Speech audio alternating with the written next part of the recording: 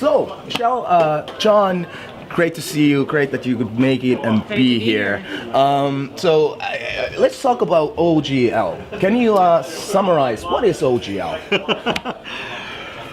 It's been a little while. That's your Open department. game license. It's been a while. Well, third edition, Wizards of the Coast opened up a license for anyone who is interested in publishing material for their products, and we were actually the first ones to jump on that. We published 3 Days to Kill, which was the very first adventure available under the Open Game License. For sale, anyway. For sale. A couple days before the folks who founded Necromancer Games had released a free adventure under the but we Open had Game ours license. for sale at the Source Comics and Games in the Twin Cities in Minnesota. No, but I think this might have been really. Yes. No, Yes, because we were still so picking up the stuff on the way to Gen Con. No, we had it. No, I think that was right. Yeah, I think. Yeah. Well, anyway, It's gonna be a great interview.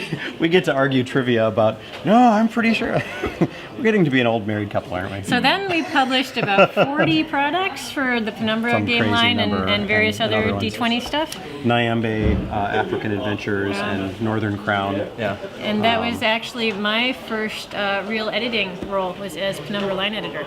So I jumped That's right into amazing. it. And the funny thing is I'd never played D&D before that. Never? I had started with Vampire and Shadowrun, so I had never played D&D, which was great because when the authors kept coming back to me with Thacos and stuff, I'm like, what the heck is that? Yeah. You could not put Thacos in there. But it's a D20 system in... Is it a D20 system in Vampire? No? No, it's No. D10. Totally different. That's storytelling. D6s? Yeah, right. D6s. They use 6s in Vampire. Okay, so it was like They a use totally 10s, new... just like ours Magicka. I thought they used 6s for some reason. D10s. Like that.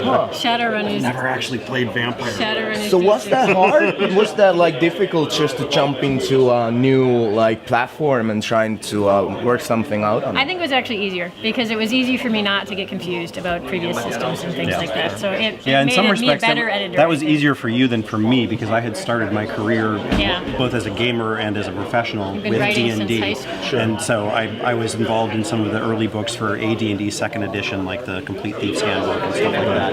And so I had this whole history of the D&D game going back to the 80s, and then she had this whole kind of new wave gamer thing from the 90s with the games of my former roommates, like Exactly. Vampire. And so it was kind of it was a neat thing because we would get together and sometimes clash editorially with our visions based on what our experiences were and stuff like that. But Literally, it actually that's how John got into gaming partly was with the White Wolf folks who were all in Northfield, Minnesota, which is where he was going to school. Yes, back in the And Lion so Rampant it era. wasn't just my roommates, it was his roommates. Well, they being became my roommates after Nicole Lindros I had and Jonathan Tweet and Mark Reinhagen. Yes, we all lived in a house together while Lion Rampant was publishing Ars Magica. That's right. So Amazing. So okay, Stevens, too. that was the OGL license was open game license was something that anybody could basically jump on and anybody could take a part of.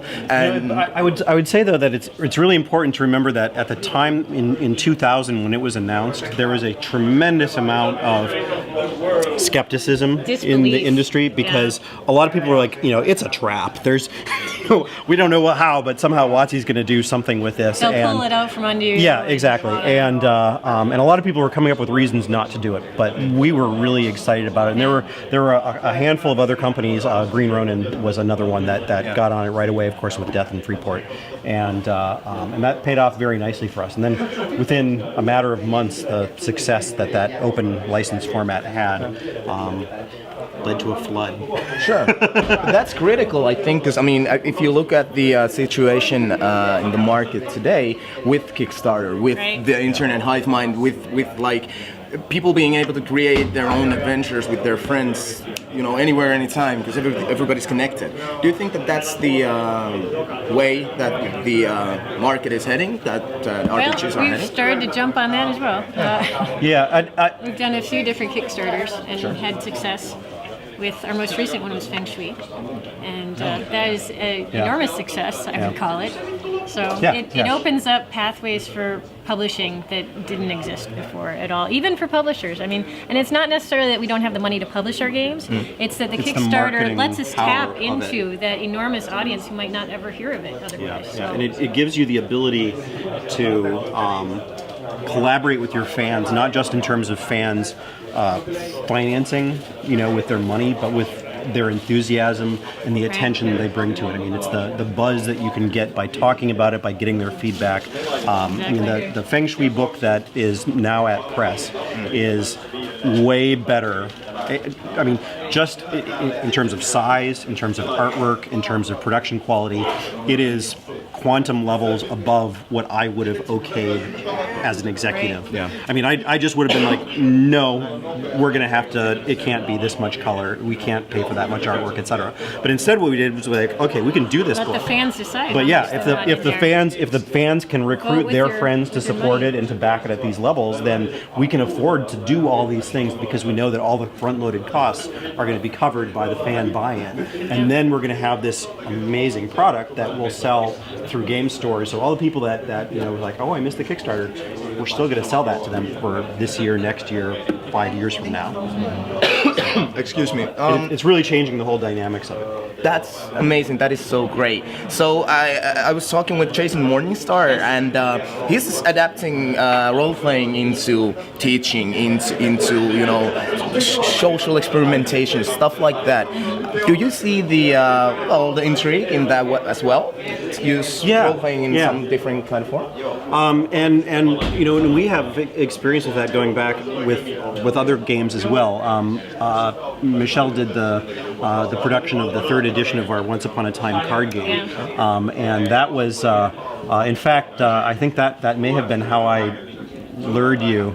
That's how we first met. Was at a convention. How I seduced her was by selling her Once Upon a Time. Once Upon a Time. Because she was an English major. Well, not just that, but you were in graduate school at the time, and so I lured her in with talk of literary criticism and science fiction and folklore and this game that was really cool. And now we have 3 little kids who are teaching Once Upon a Time. They're very good at it, actually. Cool.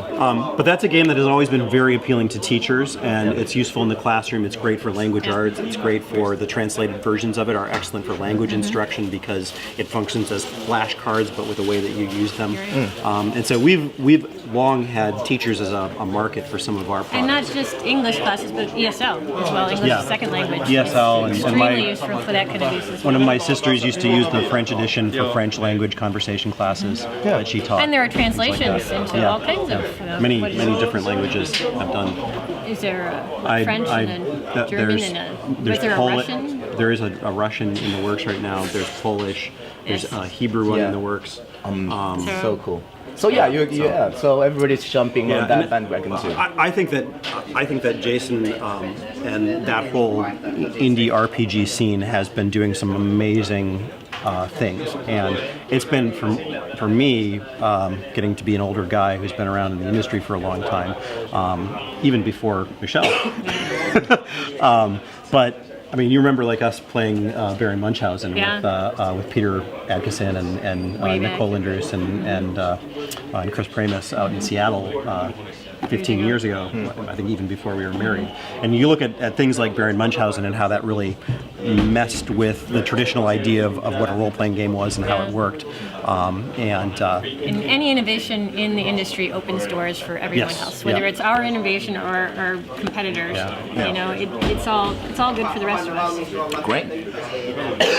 So, have you been to Finland before? No. This is the first time. Yes. Are you liking it so far? love it. It reminds us so much of Minnesota, which is where we're from in the United States. In fact, the landscape looks just like it. And a lot of Finns ended up settling in Minnesota, and I can see why. They got to the spot where it looked like home, and they stopped. And they stayed there. It's remarkable. Like I'm taking pictures and like sending them home to family and saying, "This looks just like the North Shore of Lake Superior." Yeah, right. We're from Duluth, right on Lake Superior. The bedrock outcrops, the pine and spruce and birch and so forth. And the looks just like kind that. of rainy on and off, windy. That's brought the weather with us too, apparently. So. Okay, so what about the Nordic role-playing community? Because we're tiny, but a strong bunch. Active. We're active. The LARP community. We got the Diana Jones Award Awards here, so yes, we've certainly heard of that. And are there a lot of differences between the Nordic gaming and RPG community with, if you compare it to the States? Give us the weekend. Give us the Yeah, I think we'll have to. I mean, we've heard just things opened secondhand. about, an hour ago. I could speculate, but I think it would only be speculation now, so we're going to have to see it more. I would say that in general, because I've been more in other parts of Europe over the years, I would say in general that there is a big difference between, and this is maybe less so now than it was 15 or 20 years ago, but certainly like in the 90s, there was a big difference between European role players and American role players that really had to do with their point of entry. And actually, Michelle is an example of somebody who's different Coming from that. in So when on Vampire. I'm about 5 years older than Michelle, and so I came of age with D&D, and so we as kids in junior high, in middle school, started playing Dungeons and Dragons, and then a lot of games branched out from that.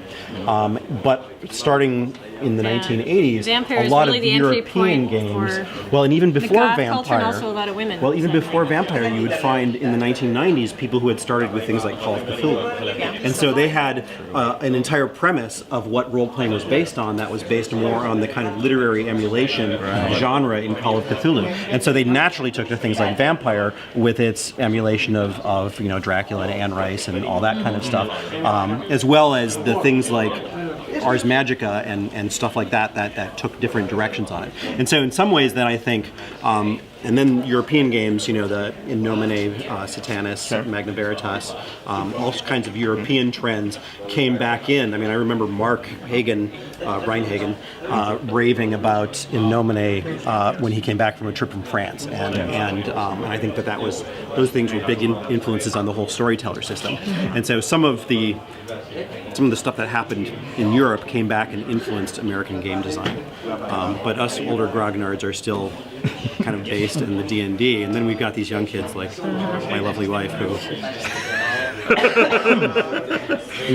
come from a different orientation. Yeah. But She's all Shadowrun and But Vampire. that has to be a bonus, though. I mean, because you see the things in the in a different light. Well, I think it actually has impacted the things we've published over the last 15 years. Yes. Because for much of that, it was John and I running the company together as a two-person business, and I was in charge of finding the submissions. And so things like Gloom is something that would come directly out of that. It's my background in more storytelling perspective rather than dice rolling.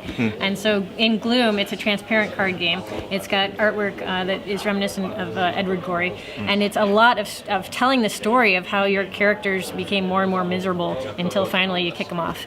So I think that in particular was a big influence in trying to get that game published so vehemently in my part. Yes, even though we had no idea how we were going to Do transparent cards. handle the physical production challenges of that one, but that definitely paid off. Cool.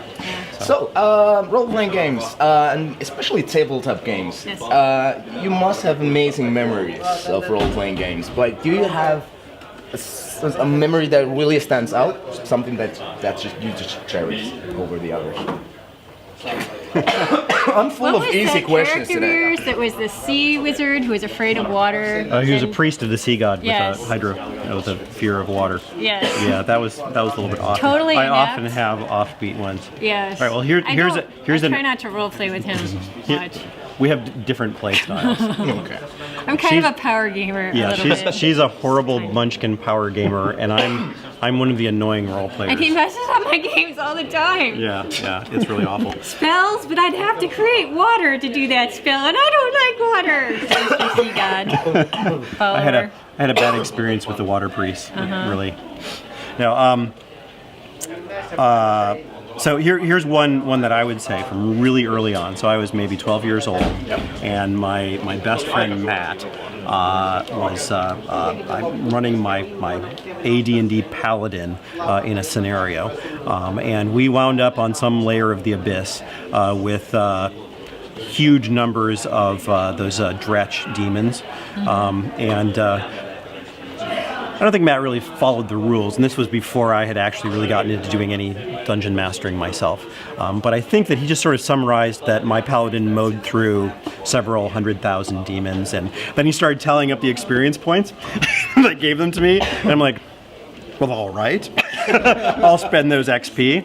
And it was, in some ways, it was just, I mean, it was terrible. It was shameless. But when it was something that was important to me because I realized that, as Michelle reinforces, such a big part of role playing is the wish fulfillment and satisfaction, and that a really important part of, especially when people are just starting getting into it, is giving them that memorable feeling of empowerment, that I really did that impossible thing and it was awesome, and now I'm even more awesome, and that.